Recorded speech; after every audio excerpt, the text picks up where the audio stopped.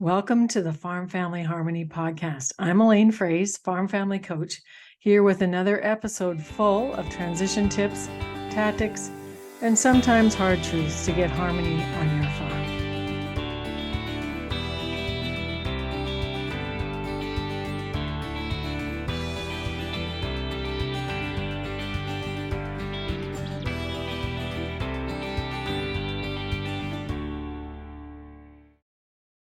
Hi there, folks. I am so excited that you're with us today for the Farm Family Harmony podcast. My name's Elaine Fraze. I call myself a farm family coach, and I am so happy to introduce you to Lewellyn Melnyk. And Llewellyn and I have some history of ways back that she may or may not want to share with you, but we are calling this Rooted, How I Stay Small Town Strong When Life Gets Hard. And Llewellyn, a lot of our listeners are rural women in agriculture and men who are driving tractors and trying to get the crops in and don't know what they're doing right now, but everybody has something to do. So first of all, where do you live, and where did the book spring from? So I live on the south side of Riding Mountain National Park in Manitoba, and we are grain farmers here. I grew up just 30 miles to the west of here, closer to Russell, Manitoba.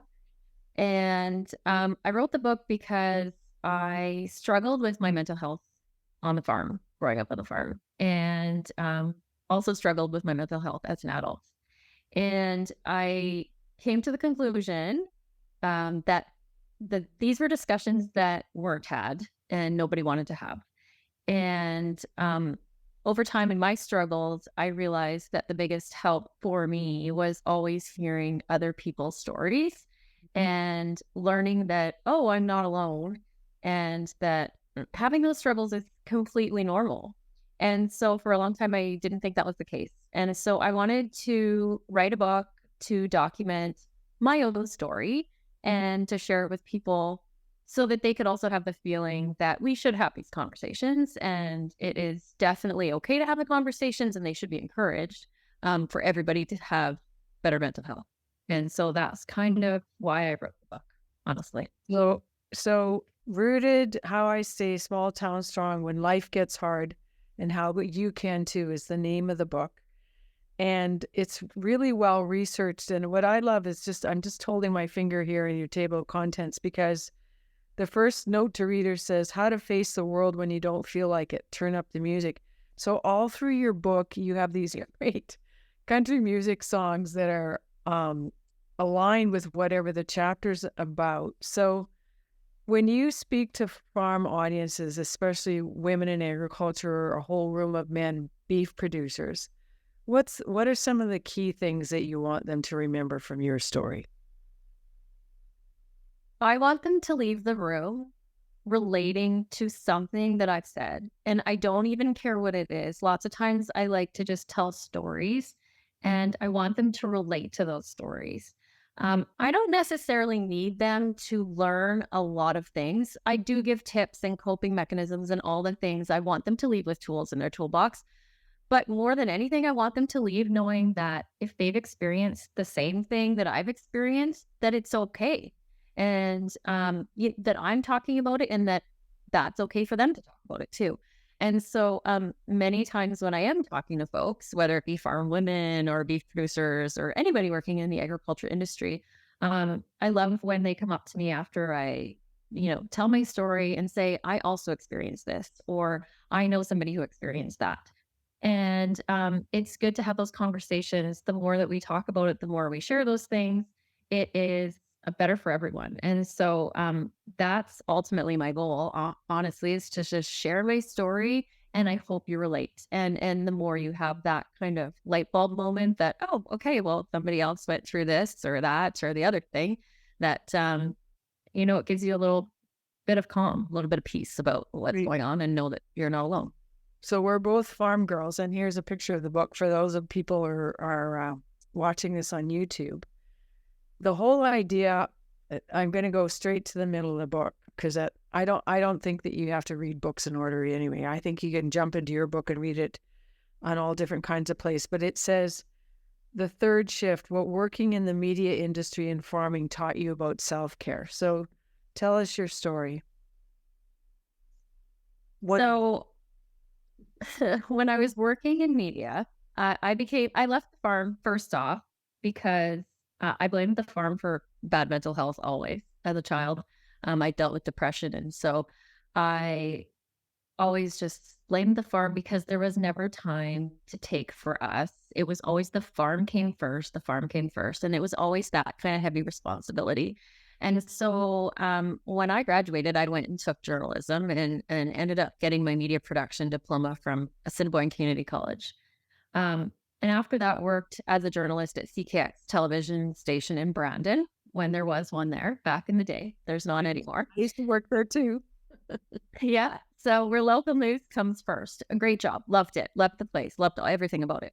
I learned very quickly that I learned a work ethic on the farm, and that work ethic was everything. That's what we teach our kids as farm families, right? Like how to work and how to have that work ethic and how important it is. Because if you're going to run a farm, you need to have it. And if you don't have it, you're not going to have a farm and all the things, right? We know these values. We don't even have to communicate them most of the time because our kids often grow up just learning them by watching. That's how kids learn. And so I grew up being a very hard worker, and anything that I did, I worked very hard at. And so when I became a journalist, I worked my butt off and I wanted to do a good job. And I did. And I loved it. I love my job. But the thing with that is that if you aren't being careful about how you're spending your time, you can burn out very quickly. And so I talk about the third shift being on the farm in particular, is that as women, especially, we are usually wives. Some of us are mothers. We may or may not have an off-farm job, and we're taking on a lot of the responsibilities on the farm and or in the house or all of the above. And so the third shift is just, there's this thing where we keep adding on and keep adding on and keep taking these jobs on, and we don't say no enough or realize when to say no. And then what happens is we pay the price, right? And so, that third shift is kind of like, there's many women who, they go to work and they work all day. A coworker of my mom said, she would go to work, and when she got off work, she would go home. And she knew when my mom went home, she said, I knew that her next shift was starting and that shift was going to be longer than the first one. And then it was going to be a lot harder than that shift that she just went home from.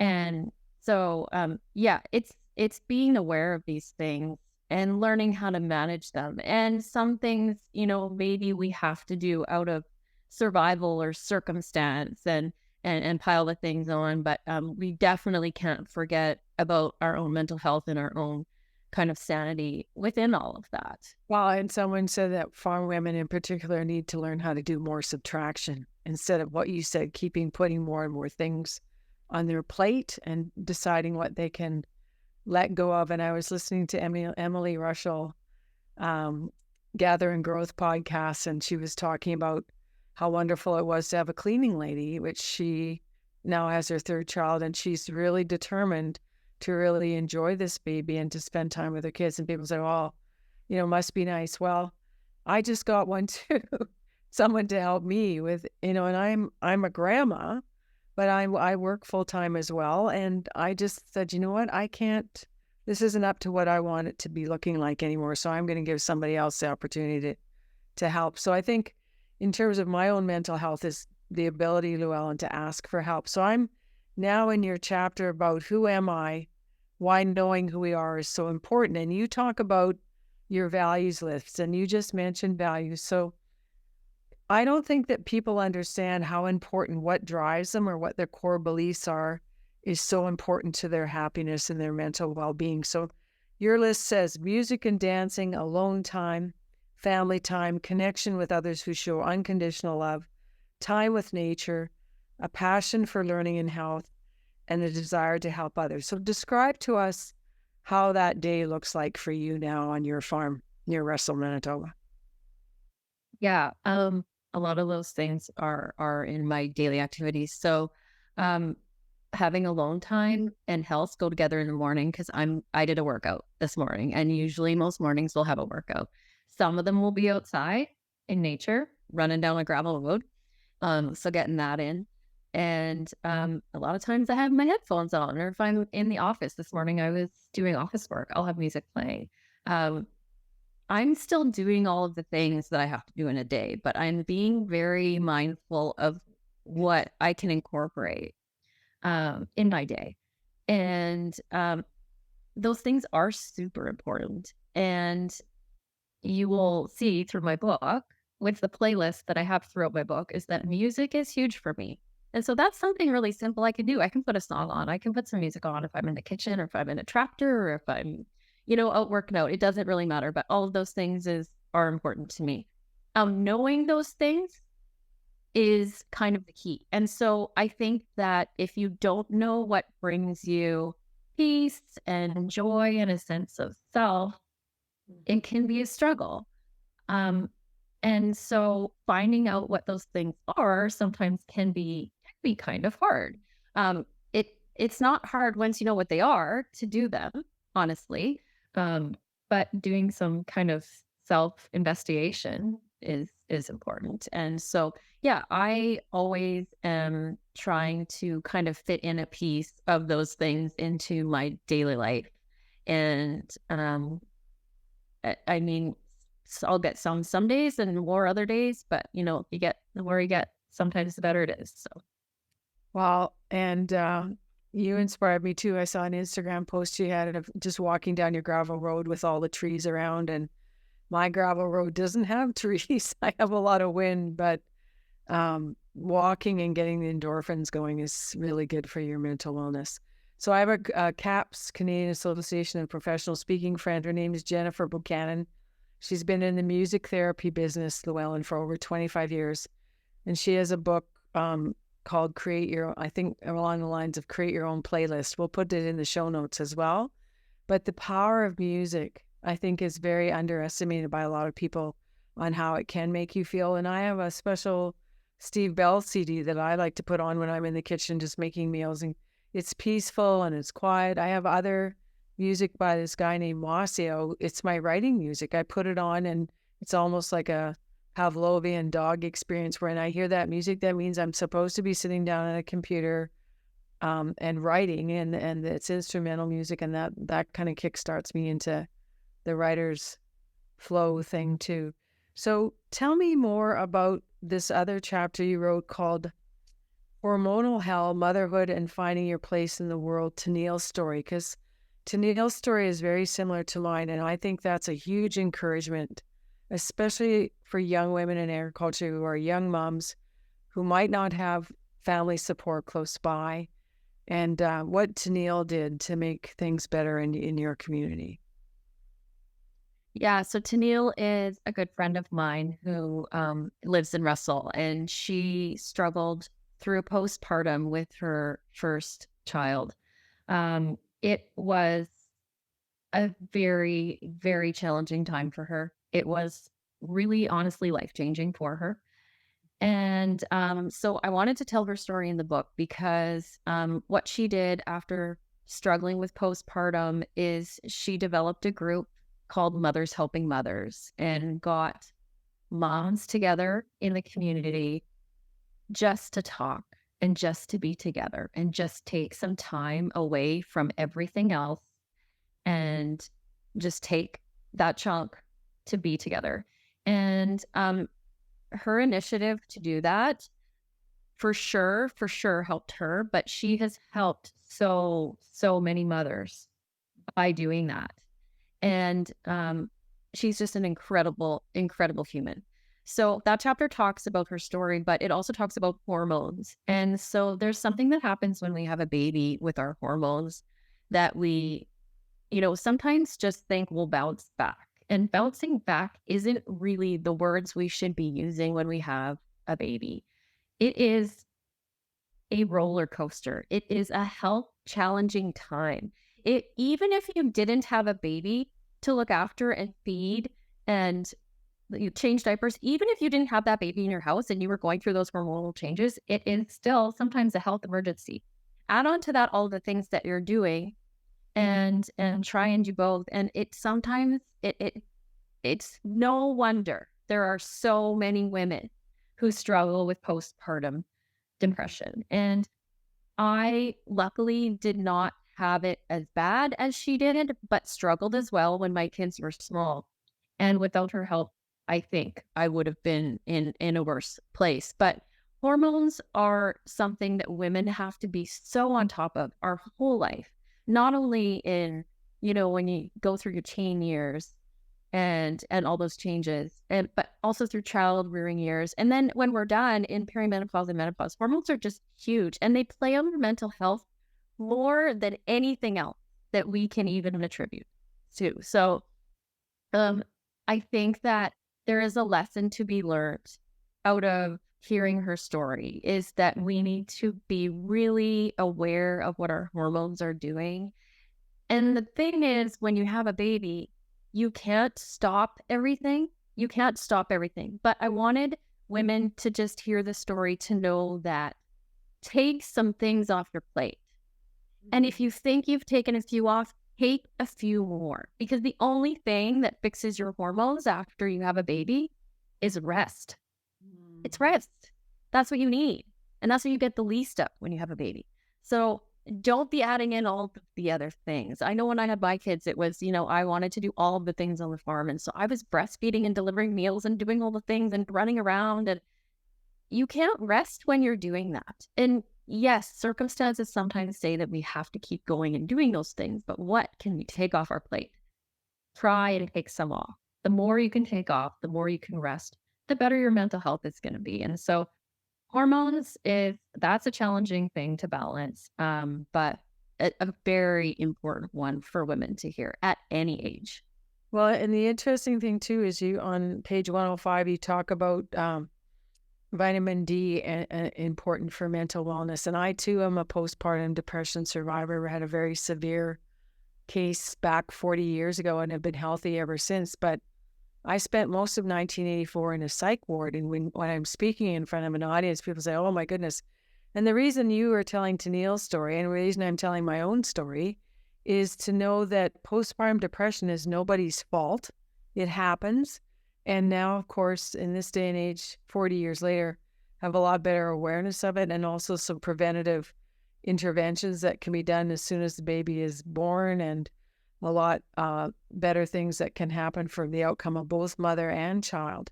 But the vitamin D thing that you mentioned too is I worked with over Zoom actually with a homeopathic doctor from Calgary who discovered that I too had a vitamin D deficiency. Who knew? And I spend time outside.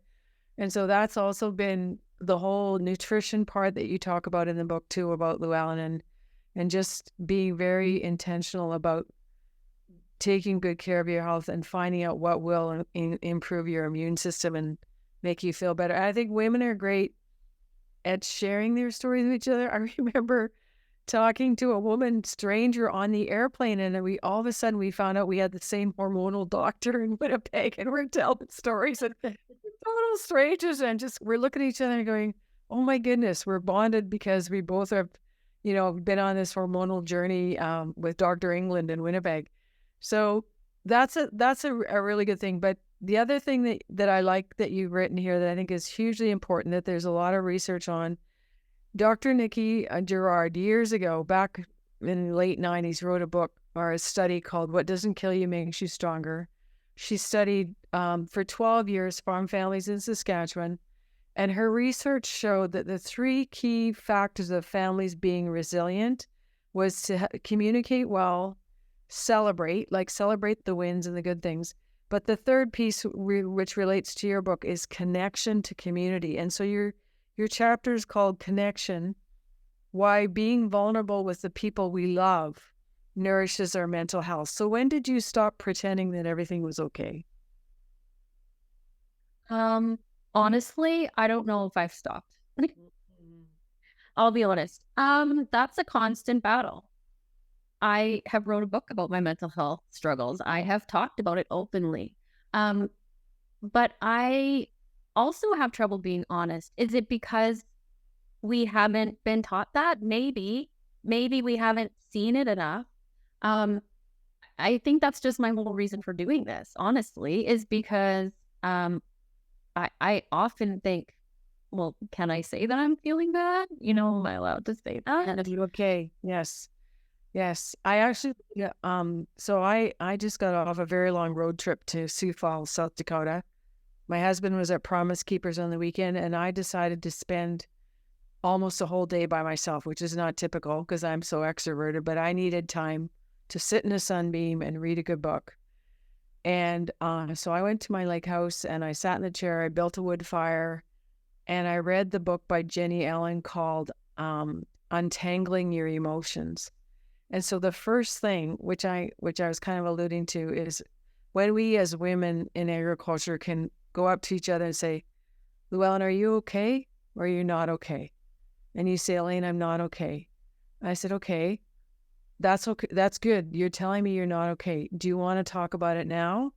Or when do you want to talk about it? And expressing your emotions from a coaching perspective, Llewellyn, is such an important conflict behavior as well. And do you know anything beyond mad, sad, or glad? And one of our coaches uses an app on his phone called the Wheel of Fields, where people can actually a couple or 3 times or 4 times a day check in with how they're actually feeling and put a name to it. And what Jenny Allen talks about is naming the emotion. First of all, noticing it, naming it, and then being able to share it with your friends and talk it out, and then choose what the action is going to be about it. So the book was called Untangling Your Emotions, and I find more of the conversations now about this longing for connection.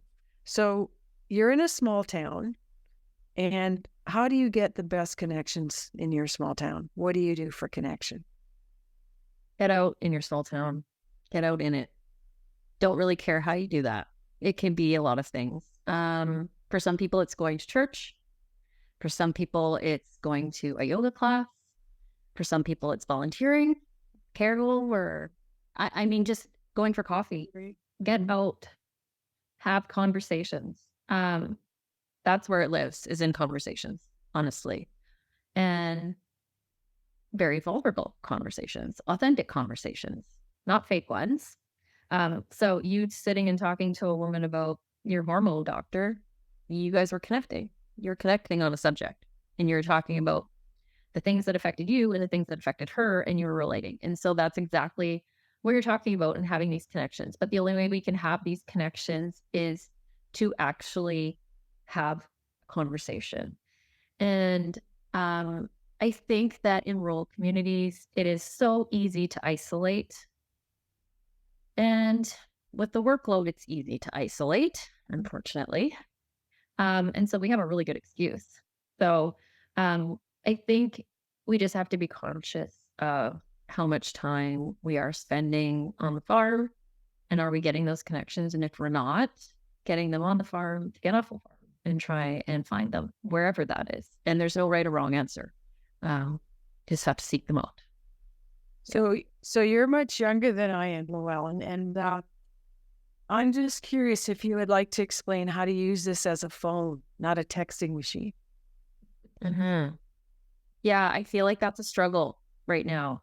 And funny story, I remember having this conversation with my daughter, and she was making plans with her friends. And I said, well, just call your friend. And she was like, well, we don't really call. We don't really talk to each other. And I was like, no, that's a very big cultural shift, because when I was 13 or 14, I would pick up the phone and I would talk to my best friend, and we would talk every night after school. Sometimes we talked 3 times. Sometimes my mom would yell at me to get off the phone because it was bedtime and we could no longer talk on the phone.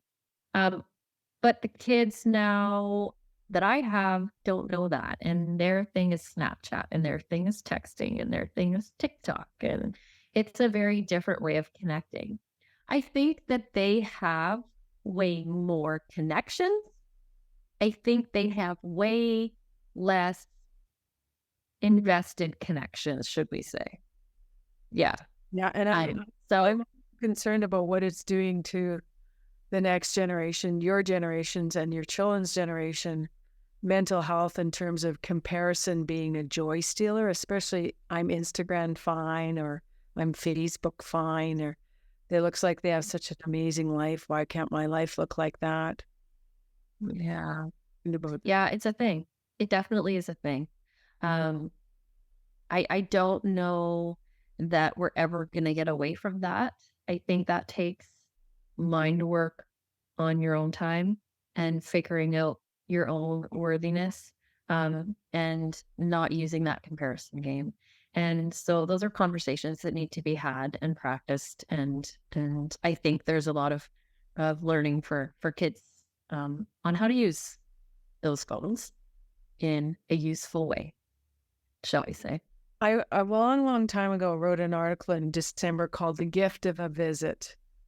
And we have cell phones. We can call our neighbors and say, hey, I'm going to drop by, because that was the other thing, right? In rural towns, small communities, people would drive by and say, oh, looks like Llewellyn's home. I'm just going to, drive down her lane and see if she wants to do marshmallows together or something. And so the gift of a visit to me is a huge mental health connector as well, that people are not practicing or gathering or bringing people into their homes as much as they used to. And I was thinking about Tennille, your friend, and the young moms who have babies. In our community, there's a lot of meal trains going on. Like when a young mom has a baby, that take care of the meals for the first month, so at least that is off her plate and she can rest and whatnot. But what other That's innovative? wonderful. Wow, we have a pretty robust community, which I'm thankful for. But I also know there is still loneliness and isolation, Llewellyn. And I guess, what do you see as some of the signs of that happening? Or what are the warning signs that people can look for? Because, I'm just going back to your table of contents here, because I really like the way you wrote. You wrote mindfulness, meditation, and manifesting tools to change the way we think. So, what are some good mental habits? Yeah. When you, I think all of those are good mental habits to have. Absolutely. What are the warning signs? I think that is the hardest part, is to identify them, unless you are living with someone or seeing someone on a daily basis. Um, if you're living with somebody who's struggling, um, they're maybe shutting down, not talking, or, maybe they're sleeping more, or not caring about the things they usually care about. There is always warning signs. It's the people that maybe you aren't around enough that it's harder to identify those things. And so I think you only can identify those things if you are around them. And so when you're talking about face-to-face visits, so important, right? Checking in on somebody. Um, and we can't check in on someone all the time. But when we are doing a check-in, it's nice to really dig deep and know how they're doing, right? Um, it's funny that you said those stopping by. I did this recently with a girlfriend. I was going to Wowota, Saskatchewan to go speak at the library, and um, I'm going down the highway. I passed St. Lazare, and I was just driving by one of a friend's place, and I saw her lane, and I was like, I just texted her, and I said, "Are you home?" Like, I just stopped on the highway. "Are you home?" Yep. I said, "Okay, I'm coming by." And literally just took my truck, went down the road, Yeah. knocked on the door. She was checking cows. She was calving. She didn't know I was coming. She didn't clean her house. I just was like, I'm coming. I'm here right now. Um, and what a beautiful thing. And we had such a wonderful visit. And it was an amazing time to check in on her, because she was in the middle of calving and she was tired. But she was so grateful to have a visit, and so was I. And, we just sat down, we had a drink, we had a talk. It was maybe 20 minutes, half an hour, and I was on the road again. And away I went. But life-giving, life-giving. And so I think that we forget often that we can do those things, but we can. We don't have to schedule it. That reminds me, I have a friend, cousin, her name is Debbie Duke, and she lives near Redvers, Saskatchewan. And I used to come on down that highway when I was coming home from Regina, and I needed a pit stop, and same thing. I knocked on her door. she opens the door and her first words out of her mouth were, "Yes, somebody does love me." And I went, "Oh," and the bonus one is she had just baked butter tarts, which are, of course, are my husband's favorite. He said, "Oh, these are for Wes," and go trotting down the road. Half an hour later, same thing with butter tarts and an emotional bank account that's been filled up. And I think often we talk about what fills your cup, what fills your bucket. So as we wrap up here, Llewellyn, what are the top 3 or 4 things? You also talk in here a lot about getting good sleep. So what are the parting thoughts that you have for our listeners in terms of what they need to pay attention to really fill that cup, fill that bucket, so that they are rooted in a good way in their small town and their farm? Just remember the basics. So remember that you're getting sleep, remember that you're getting nutrition, but most of all, listen to your body and listen to what it's telling you, because very often it will tell you if it needs something, and that we have to be in tune with that. And we are worth listening, taking the time to listen, and we're also worth taking the steps we need to take to feel better if we're not feeling good. And so oftentimes we think, well, we just don't have time and the farm must come first. And that's simply not true. And so I just want people to know that there is no farm without the farmer. And so the farmer has to come first. And so whatever things that you have on your plate that you need to deal with, I get it. I get that there are things. And sometimes you have to chew away at those things one at a time. And sometimes they're tough conversations. I know that you tell people often, you have to have the tough conversations. That's what you have to do. There's no way around it. And so I always just tell people, do one thing, just start somewhere. If you're struggling, just start with the one thing that's really bothering you, deal with it, take some time for yourself. And anything that is bothering you, is it going to bother you in 5 minutes, in 5 hours, in 5 years?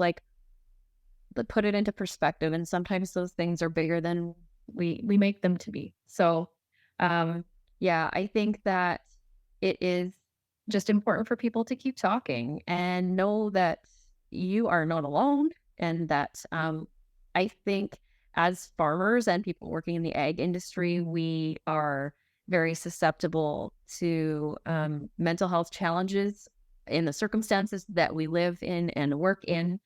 And so it's very, very important that we have boundaries and make those boundaries for ourselves and stick by them. So, I guess my message is just try one thing and know that you're worth it. Great. And I'm going to get my walking sticks out of the closet because it's spring and the semis are rolling down the gravel roads, but I don't care.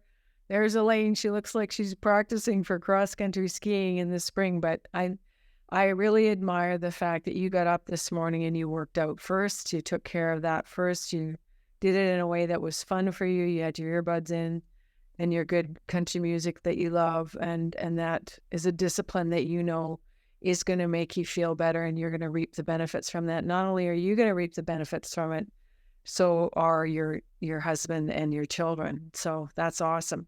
I'd also just want listeners to know there is the National Farmers Mental Health Alliance. There's Google National Farmers Mental Health Alliance, and they're looking to do more ag-informed therapy. We haven't talked at all today about going to a counselor or a therapist, but I'm encouraged, Llewellyn, with the farm families I'm meeting, a lot more young farmers your age as couples are seeking therapy together to do what you just said, to create some of those clearer boundaries of what is going to continue working and what is no longer going to be the story on their farm that hasn't served them well from other generations. And those are some very interesting conversations I had this winter at conferences I was speaking at, doing Coach on Call on the Call, where these young couples would say, Elaine, we put these boundaries in place. The farm is our business, yes, but it can't be the monster that consumes our entire family. So thanks so much for joining us today on Farm Family Harmony Podcast. How to have me. Find you? LewellynMelnyk.com, I think, is your website. Do you want to spell that for people? Llewellyn. Yep. It's Llewellyn, Lewellyn, Melnyk, MELNYK.com. Good. And I think if people just Google Rooted, how I stay small town strong when life gets hard, and how you can too. Just the word Rooted, the book Rooted, I think will also point people in the right direction. And we'll put your links in the show notes too, Llewellyn. And all the best to you and your family. And it's really encouraging to see the banner that you're carrying for women in agriculture. So thank you for all the practical tips. And again, folks, here's the book. And there's how you spell our name. And look forward to having more conversations about how you can make good choices for your farm, your family, and yourself. So we'll see you here next time. And please share this far and wide. It's a joy and a delight for both Llewellyn and I as speakers and as a podcaster to hear. I heard this while I was driving my tractor. I was running my kids to soccer and baseball. And just one little nugget today, hopefully, will make your life better as you live the life you've always wanted on your farm. Blessings on your journey, and we'll see you next time. Bye for now.